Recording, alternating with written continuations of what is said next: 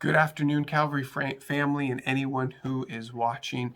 It's good to be back. It's good to be doing this. It's been a while since I've been able to have a check-in, to connect with you in a different way. Well, I was looking back on the annals of time of our YouTube channel and looking through some videos and recognized the fact that it's been 1 year. Yesterday, 1 year to the date of yesterday, was the last Sunday that we were in the building before we went into our homes.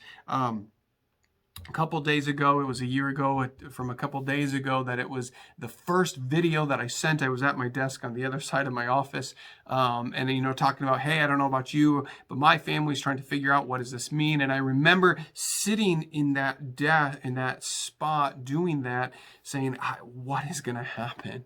I mean, I heard this, but then all of a sudden this happened. This happened, and I didn't expect this, and now we're having to do this. And I remember sitting like completely in utter chaos. And I remember even when the school said, hey, we're going to take a week off and we'll be good. I remember some of you still laugh about this. I was like, oh, we'll be back by April, or we'll be back by Easter. We'll be back by Easter. And well, we weren't. It's been a chaotic year. And as I reflect on it, I think just how everything was ups and downs, that there was no sense of even keelness in this whole process. The year was filled with some joys, but then a lot of lamenting, some brokenness. And as we were trying to figure out how to navigate this, there was so many questions that never got answered, that we just had to kind of muddle through this and tried our best, right? We said, hey, we will get through this, and we'll keep pushing and doing this, and having the attitude that can say, we'll get through this. And I know that this, even as we are honest with ourselves, this year has caused a year of division, of just, you may not think this way about this. And instead of allowing us to be even keeled about it and walking together through it, it allowed us to be divisive and jump into camps and say, well, it's them and it's them. And it continues. And even to this day, when we're a year out, and there is hope that we have the vaccine, and people are getting vaccinated, and masks are working, and there's a change, we're shifting, but it's still causing many questions. It's still causing the turbulent division. It's still causing these moments of not knowing or being frustrated. And as I reflect on this, and I reflect on the past year, and there were so many just unknowns and so many ups and downs, there's one thing that we can honestly look at and say, it has been constant. And that's the faithfulness and the love and grace of God.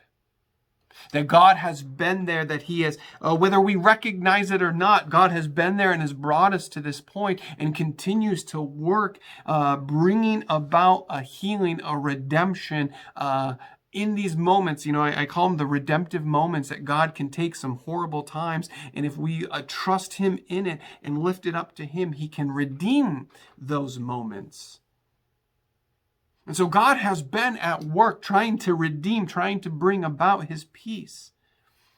And even a year from this, a year now into this, and we've gone out and there's light shining and there's all of this hope, we still have that same command to be the peacemakers, to be working to bring about the shalom, the wholeness of God's kingdom. We know it. We've tasted it. We felt it. We know what right relationship is, because God has come and made us right in Christ. We know what righteousness and right relationship means with each other, because God has come and brought us together. And so it is our job to bring that peace, to bring that wholeness to the broken world that we live in. We can't give up. We have to be the ones that in the darkness that are casting the light of His peace. Because darkness doesn't drive out darkness. Only light does that. And if we want the chaos, order to come to the chaos, We can't add more chaos. We can't scream louder, but we have to bring the peace of God. And that's why Jesus says, blessed are the peacemakers, for they are going to be called the sons and daughters of God. You see, they're called the sons and daughters of God because they are at work doing the work of their Father. So if we are the children of God, we have to be actively working in the business of our God and our Father. And that's bringing about his shalom, wholeness, redemption to a broken, chaotic world. It's been a year, and there's still a lot to happen in the next year. I'm glad we can connect. I'm glad that we're still standing. Let's hope and pray that moving forward, we, with all fullness, will be the peace and hope of God this next year.